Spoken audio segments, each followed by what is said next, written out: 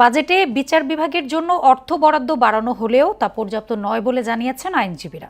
অপর্যাপ্ত আদালত, অবকাঠামোগত গঠন, দুর্বলতা, লোকবলের অভাবে ধীরগতিতে চলছে বিচার প্রক্রিয়া। এই পরিস্থিতিতে পরিচালন ব্যয় বাড়িয়ে উন্নয়ন ব্যয় কমিয়ে দেয়াকে অসামঞ্জস্যপূর্ণ বলছেন আইন বিশ্লেষকরা। বিচার বিভাগের মতো সাংবিধানিক প্রতিষ্ঠানকেও আরও গুরুত্ব দেওয়া প্রয়োজন বলে মত তাদের। মোহাম্মদ আবু তালেব হাসানের ক্যামেরায় মুদাসির আলীর প্রতিবেদন। রাষ্ট্রের তৃতীয় স্তম্ভ বলা হয় বিচার বিভাগকে, কিন্তু প্রতিষ্ঠার লগ্ন থেকে শুরু করে আজ পর্যন্ত বাংলাদেশের তৃতীয় স্তম্ভ হিসেবে শক্তিশালী ও গতিশীল হয়ে উঠতে পারেনি বিচার বিভাগ। এক্ষেত্রে সরকারের উদাসীনতা, বাজেট স্বল্পতাকে দায়ী করে আসছেন সংশ্লিষ্টরা।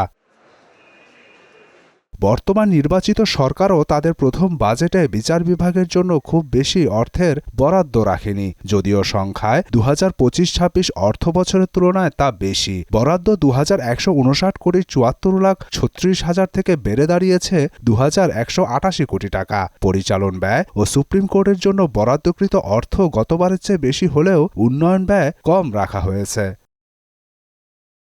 দেশের আদালত কার্যক্রমের অবকাঠামোগত দুর্বলতা উল্লেখ করে উন্নয়ন ব্যয় বাড়ানো প্রয়োজন বলে জানান আইনজীবী সাদ্দাম হোসেন অভি।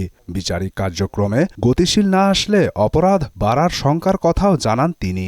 এখন আদালতগুলো আমাদের পর্যাপ্ত পরিমাণে বাড়ানো উচিত, জেলা শহরগুলোতে বিভিন্ন উচ্চ ভবনগুলো করা উচিত। প্লাস আইনজীবীদের জন্য যথেষ্ট পরিমাণে বাড়ে ভবন নাই। উন্নয়ন ব্যয়টা যদি আমি না বাড়াই তাহলে তো ডেভেলপমেন্ট হবে না। তো উন্নয়নের জন্য অবশ্যই আমরা উন্নয়ন ব্যয়টা বাড়াতে হবে। সরকার সমস্যাগুলো জানে, কিন্তু তারপরও উদাসীন বলে মত আইনজীবী ইশরাত হাসানের। প্রত্যেকটা উপজেলায় যে কোর্ট দরকার, প্রত্যেকটা মানুষের যে আদালতে আসতে গেলে কি সমস্যা হচ্ছে, অথবা এক একটা মামলার অনুপাতে যে কতজন বিচারক দরকার, এটার জন্য ল মিনিস্ট্রির সাথেই গভর্নমেন্ট প্রয়োজনে কথা বলতে পারে। এটার জন্য এটা এমন কোনো হিডেন বিষয় না যে সরকারকে কেউ জানতে দিচ্ছে না, সরকার জানে না।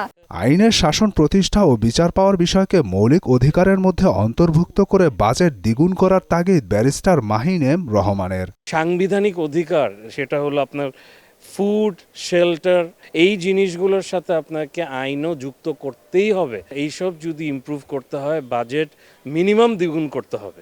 আইনের শাসনভার বিচার বিভাগের সঙ্গে সমন্বিত উদ্যোগ নেয়ার পরিকল্পনা থাকলে মামলা জট সহ অন্য সমস্যা এত প্রকট হতো না বলে জানান ব্যারিস্টার সিফাত মাহমুদ। এই মামলা জট যে হচ্ছে, দীর্ঘসূত্রিতা হচ্ছে, এটা কিন্তু অবকাঠামো এবং লোকবল সংকটের কারণে এই বিষয়টা দিন দিন বাড়ছে। এবং এটা সমাধানের জন্য আমি মনে করি যে নির্বাহী বিভাগ, বিচার বিভাগ সবার সমন্বিত উদ্যোগ এখানে প্রয়োজন। দেশে আইনের শাসন প্রতিষ্ঠা করার ক্ষেত্রে বিচার বিভাগকে শক্তিশালী করার কোনো বিকল্প নেই। তবে এবারের বাজেটে বিচার বিভাগের জন্য বরাদ্দকৃত অর্থের যে পরিমাণ, তাতে প্রতীয়মান হচ্ছে যে বিচার বিভাগকে শক্তিশালী করার ক্ষেত্রে সরকার খুব একটা বেশি আগ্রহী নয়। ফলে সামনের দিনগুলোতে দেশে আইনের শাসন প্রতিষ্ঠা করার ক্ষেত্রে সরকার সফল হবে কিনা তা নিয়ে সংশয় রয়েই গেছে।